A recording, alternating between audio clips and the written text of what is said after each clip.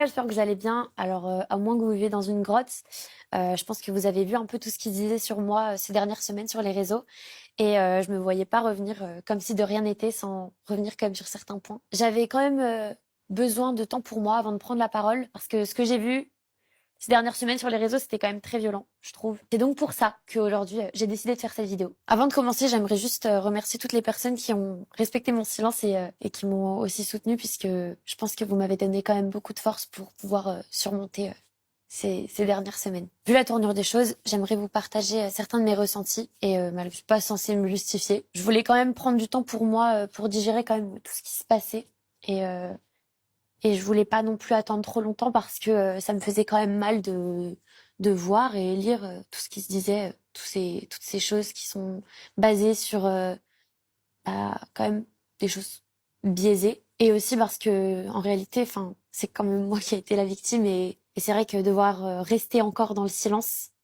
bah, j'ai l'impression de l'être une seconde fois et j'ai plus envie de ça.